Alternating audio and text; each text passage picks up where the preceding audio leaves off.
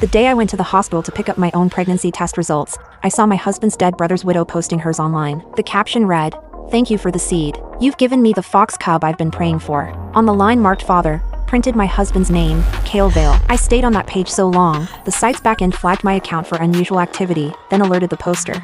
Less than 40 seconds later, Cale was calling. What are you doing? Lyra. Selena's been a widow 3 years. Is it a crime she wants a fox cub to keep her company?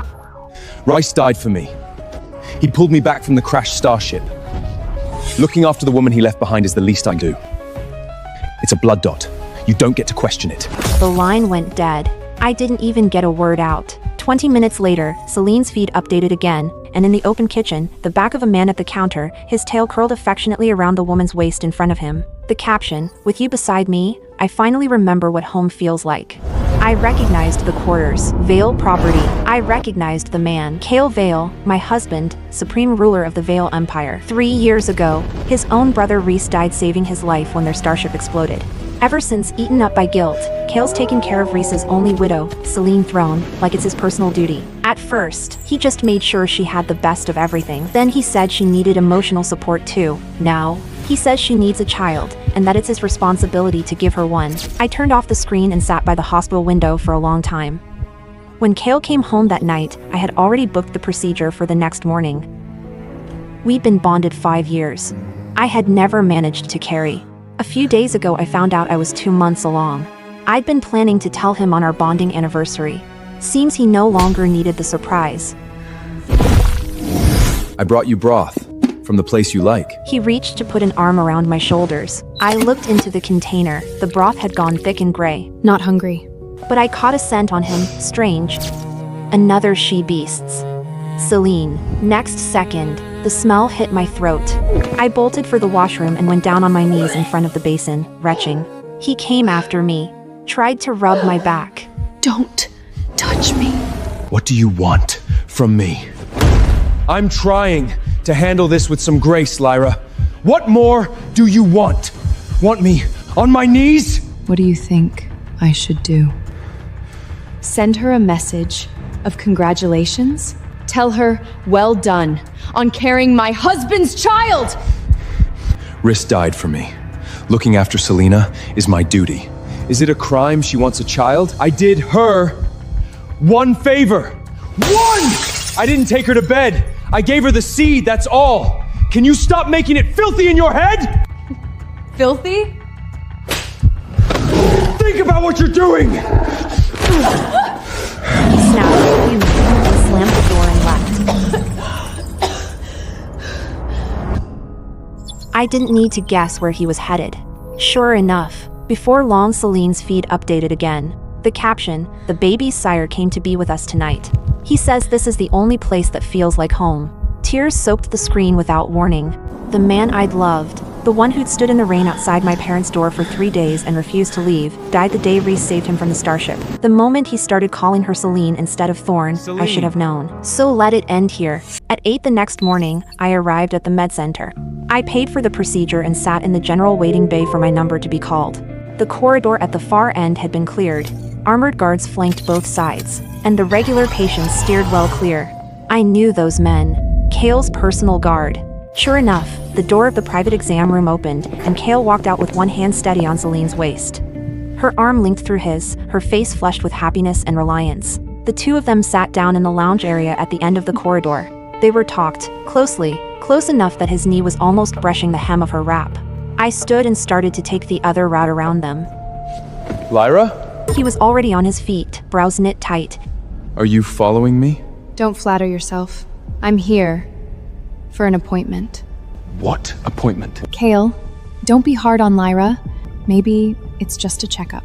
Let me go talk to her. You're carrying. I don't want the two of you fighting because of Sit. me. Don't move. The healer said you need to rest these first 3 months. Don't get up. I'll handle this. I turned to leave again. I'm asking you a question, Lyra.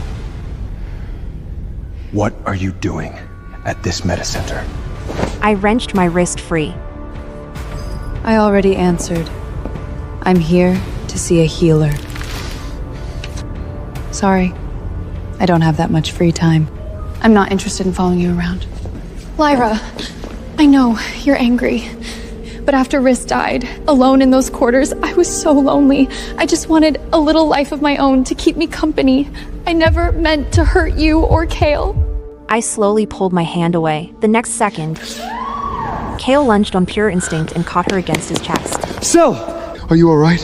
Where does it hurt? Guard stepped forward in the same motion, forming a wall of bodies between me and them.